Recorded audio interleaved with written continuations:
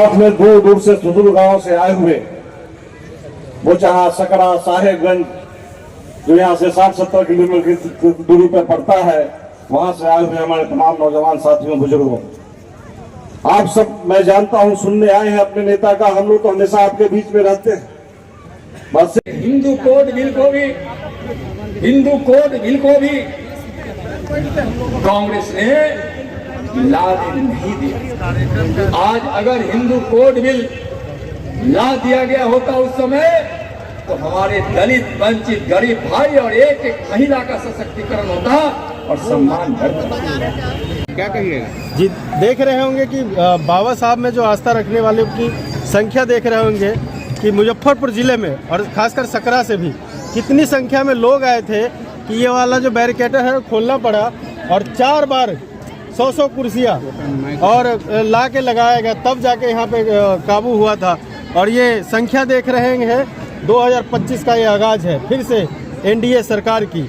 और जो लोग संविधान को अवहेलना किए, कानून में संशोधन किए, वो आज संविधान के लेके घूम रहे हैं। बाबा साहब भीमराव अंबेडकर जी का दिया हुआ संविधान नरेंद्र मोदी के नेतृत्व में, भाजपा के नेतृत्व में संविधान सुरक्षित है, देश सुरक्षित है, दलित सुरक्षित है, महादलित सुरक्षित है, सभी लोग सुरक्षित हैं। महागठबंधन आरोप लगाती है कि भाजपा संविधान को खत्म कर देगी। भाजपा संविधान को खतरे नहीं कर देगी। जनता जो है ना, उनके बेटे और वो अपने बेटे के लिए लालसा पाले हुए हैं, तो उनके परिवार खतरे में है, उनका राजनीतिक खतरे में है, संविधान खतरे में नहीं है। संविधान सुरक्षित है, देश सुरक्षित है। बीजेपी कह रही है, विपक्ष कह रही है कि मनुस्मृति लाना चाहती है भाजपा। ये सरासर झूठ है। बाबा साहब भीमराव अंबेडकर किसी भी समाज को, किसी भी धर्म को बुरा कहने के लिए नहीं कह गए थे। वो चाहते थे कि हमारा समाज समरस हो, छुआछूत का भेदभाव खत्म। वो भारतीय जनता पार्टी में के नेतृत्व में 10 सालों में देखा गया है कि छुआछूत का भेदभाव खत्म हुआ है। जी, दूसरा आरोप है कि एक तरफ विपक्ष कह रही है कि लोकसभा में अमित शाह द्वारा भीमराव अम्बेडकर का अपमान, तो वहीं दूसरी ओर आज संविधान गौरव अभिमान बनाया जा रहा है। खासकर ये चुनावी एजेंडा से दलितों के वोट को साधने के लिए किया जा रहा है। अगर उनको लगता है कि दलितों के वोट के लिए साधने के लिए कोशिश की जा रही है, लेकिन नहीं, ये गलत है। ये संविधान अगर सुरक्षित हो, पहले बार भी बोले कि बाबा साहब भीमराव अंबेडकर जी का संविधान रहेगा और संविधान जिंदाबाद रहेगा। नरेंद्र मोदी की सरकार में, भारतीय जनता पार्टी की सरकार में विपक्षी तो बहाना ढूंढती है, कुछ नहीं है तो कुछ भी लेके गाने लगती है। वो उनसे तो ना तो देश चलता सही, ना ही उनका परिवार चलता है सही।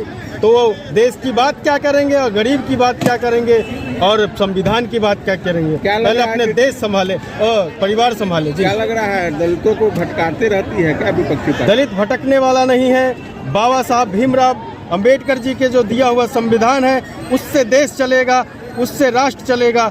और अभी भारत देश अपना परम वैभव पे पहुंचने की राह में है। और कुछ ही सालों में देखिए अपना देश भारतीय जनता पार्टी के नेतृत्व में, नरेंद्र मोदी की नेतृत्व में विकसित भारत बनेगा एक दिन। जी, राम और जय भीम का नारा जो चलता है अलग अलग मायने हम से, जय भीम, हम बाबा साहब अमर रहे बोलेंगे, हम जय श्री राम बोलेंगे, बाबा साहब अमर रहे बोलेंगे, संविधान अमर रहे बोलेंगे। जी, ये तो कुछ लोगों की है कि जो दलित को क्या बोलते हैं, जय भीम बोल के गुमराह करते हैं और आस्था के प्रति गुमराह करते हैं। जी, लेकिन जय भीम किसे बोलते? वो अपनी पार्टी के लिए बोलते हैं, उनकी चंद्रशेखर की पार्टी है। भीमराव अम्बेडकर से नहीं, हम बाबा साहब भीमराव अम्बेडकर अमर रहे बोलेंगे, बाबा साहब भीम जय क्या बोलेंगे। मतलब हुआ? जो जय भीम फिर क्या हुआ? जय भीम वो नारा है। जय भीम उसका जो भगवान में आस्था नहीं रखते हैं, जो सभी जातियों को अलग अलग बांटने की कोशिश कर रहे हैं, उनका नारा है। क्या लग रहा है, वो लोग आदर्शों पे नहीं चलते हैं क्या बाबा जी? साहब? बिल्कुल बिल्कुल, वो लोग जो है ना, जय भीम के नारा लगाने वाले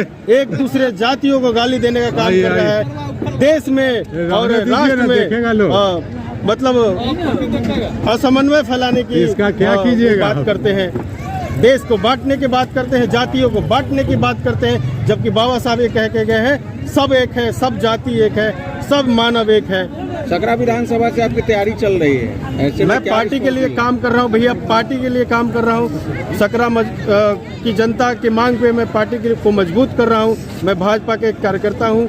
अगर पार्टी चाहती है, अगर इंडिया चाहेगी तो मैं तन मन धन से तैयार हूँ। मिलेगी? चलिए, धन्यवाद।